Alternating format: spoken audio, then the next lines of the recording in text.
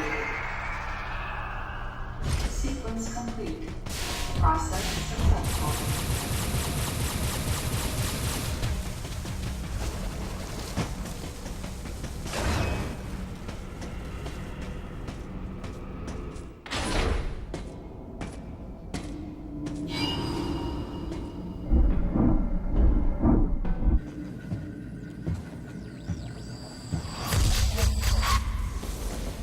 He's dead. Someone or something attacked him.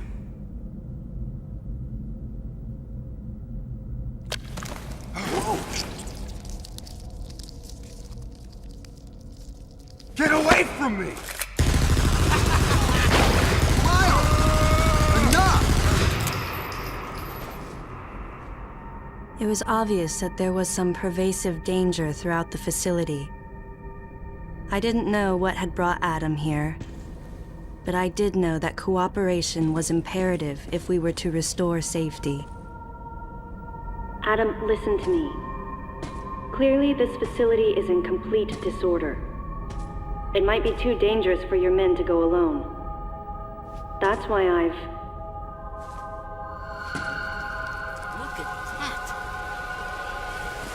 They're coming out of the wall! Right, stay calm.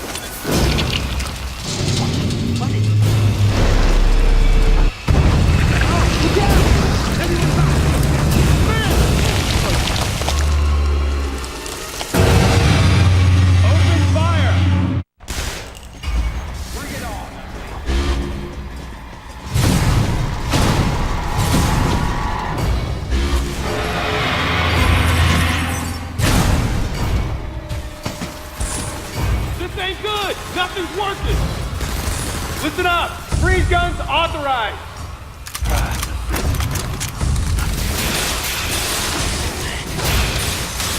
Salmon, I'm authorizing missile use!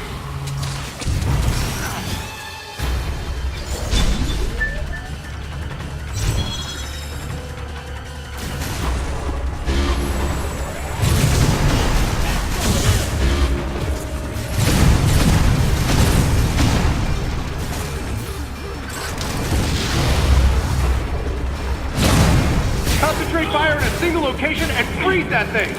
And Salmon, you attack the frozen spot!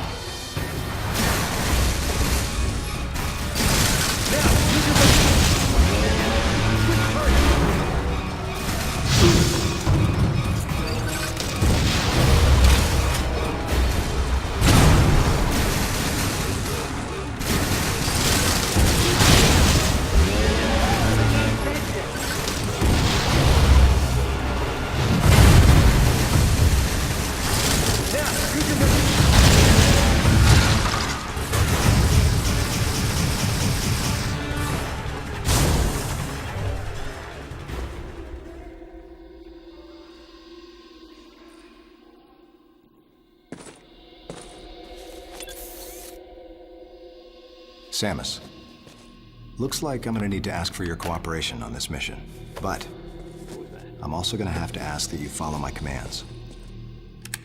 You don't move unless I say so, and you don't fire until I say so.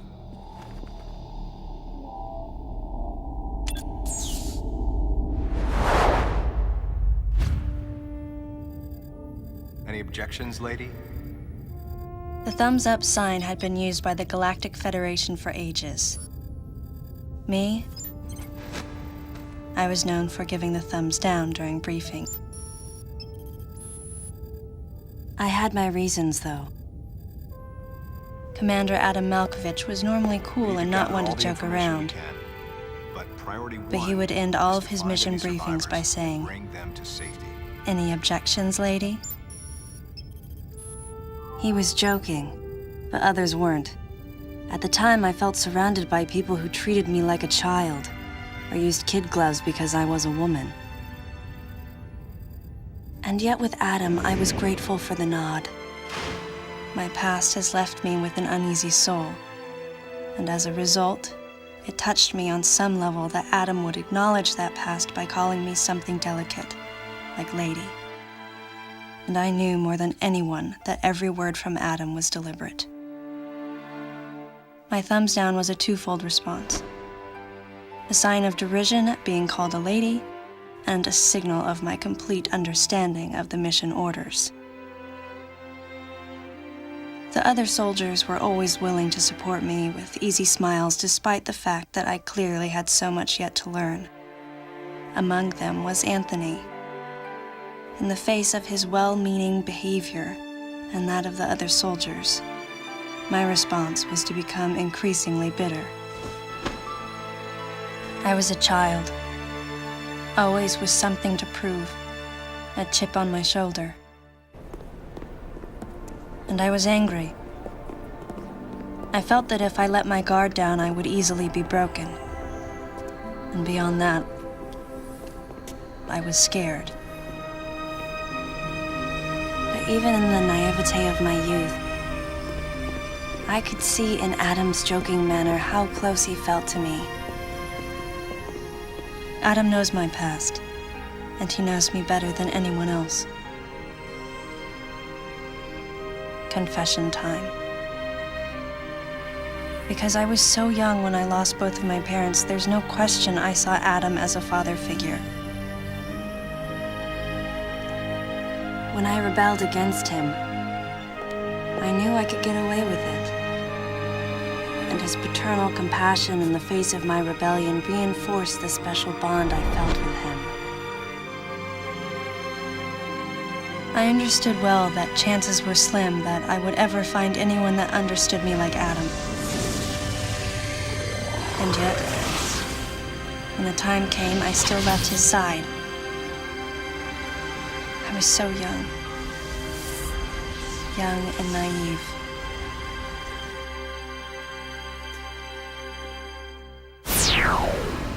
Exactly what transpired here on the bottle ship is still uncertain.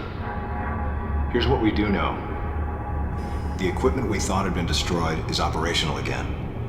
And we've seen casualties attributed to an unidentified and lethal creature. The situation is critical. We need to gather all the information we can, but priority one is to find any survivors and bring them to safety. Consider this site extremely dangerous. Be careful as you make your sweeps. And there's one problem. The wireless interference in this facility is all-pervasive. Your comm systems are useless. As a result, communication channels will be limited to the facility's navigation booths. Well then, Lyle, investigate Sector 1 and show a little restraint with the explosives. Gotcha. Maurice, you cover Sector 2. Repair any equipment you come across. Affirmative. Anthony, you're Sector 3. I'll leave it to you to decide whether plasma guns are called for. All right. James, check out the control bridge. Our communication issues might be the result of electrical interference. Yes, sir. And KG, run a complete sweep of the residential quarters and investigate any trace of survivors. Got it. Each of you is authorized to use a freeze gun. Do not forget to check in regularly via navigation booths. And Samus, you go to the system management room. Do everything you can to get the electrical system back up and running. Looks like your comm system is still functional.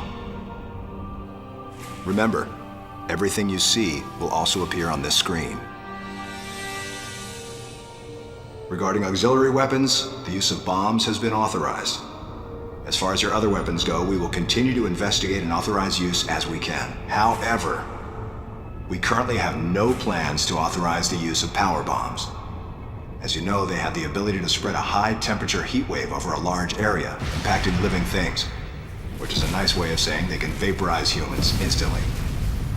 You should be well aware of how dangerous power bombs are, and how their devastation can't be obstructed with common materials.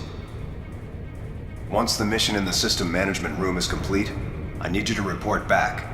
I'll give you your next orders then. I want you all to be especially careful as you execute your missions.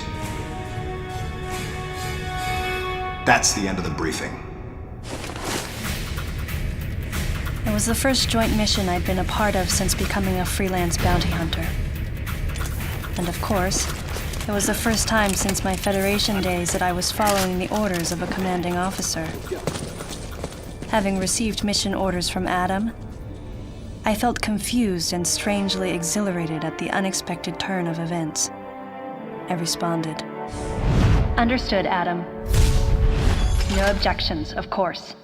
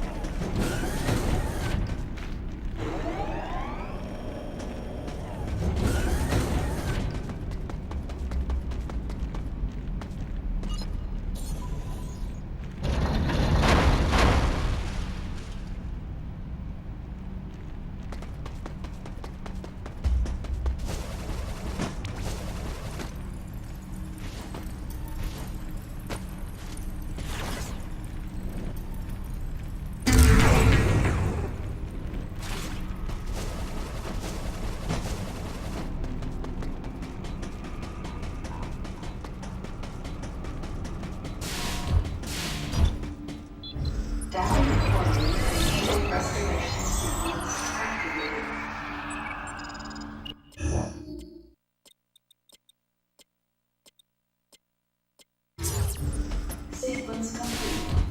Process